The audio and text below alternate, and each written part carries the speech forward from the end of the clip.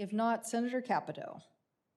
Thank you, Madam Chair, and thank all of the witnesses. And this is an extremely important, obviously, issue to all of us, particularly in a state like West Virginia, which I know you all are aware of. Let me ask you something that Senator Klobuchar and I are working on a bill that I've formulated as an idea that I saw from one of my very small Doddridge County who decided that they were going to deploy, as a county, deploy broadband to everybody in the county. We're talking very rural here and small. And I thought it was brilliant the way they decided who they were going to go to first. They're going to go to the students. Every student in that county will be connected through the efforts of the board, of the Reconnect program, of internet service provider, CityNet, and as the county commission. And so it's an all hands on deck proposition. So help me. In the bill, we do incorporate some suggestions for E-rate. In other words, reclassifying the home as a classroom. So I would like to ask Mr. Wilkins what you think of that idea and how do we achieve that? Because it is a classroom now for so many of our students and families. Yeah, so Senator, that's a great question. I literally worked on a business plan like that for an RDOF participant, actually a municipal sort of entity that wanted to do exactly what you're describing in a different state. And that question of, we're not sure that all the families in this rural county actually can afford the service at the level we want to provide it. And we actually talked a lot about E-rate, what might it be available? And this was last year. And so the discussion of, well, classroom doesn't include the homes, very real issue. And absolutely, if that was done, would actually improve the deployment cases in a lot of areas. Because of the affordability issue that E-rate would bring to those families, is that correct?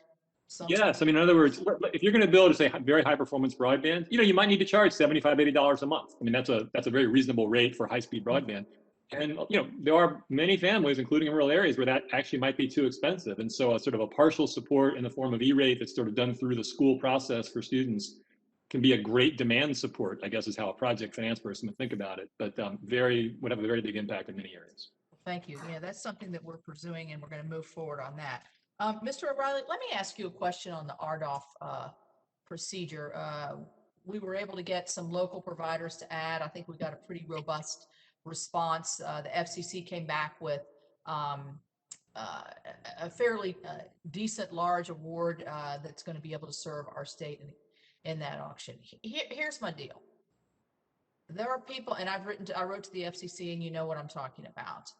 There are people who were awarded census blocks in that, there are entities that were awarded census blocks in that auction that haven't performed in the past.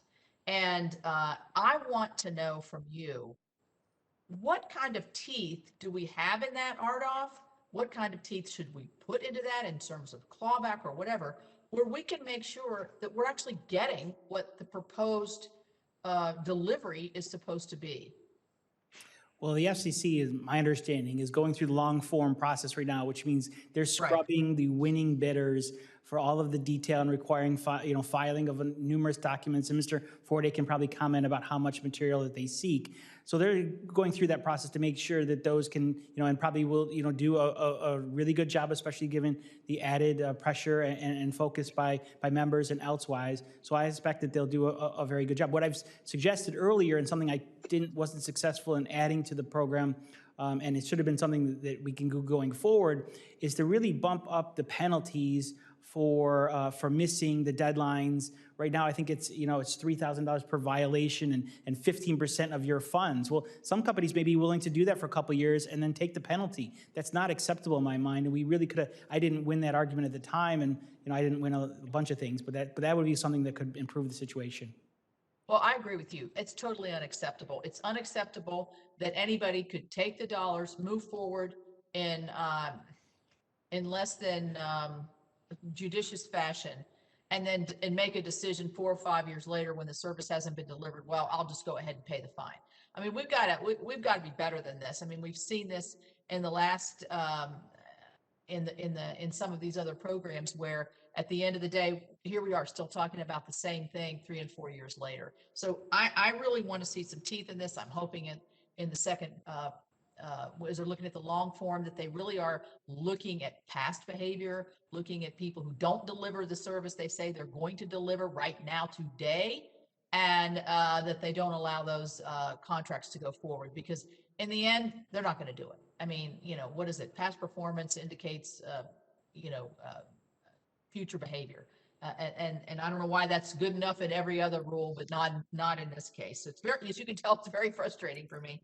I don't know, Madam Chair, am I over my time? Well, just by 11 seconds. It's okay. Well, that's good. Thank you very much.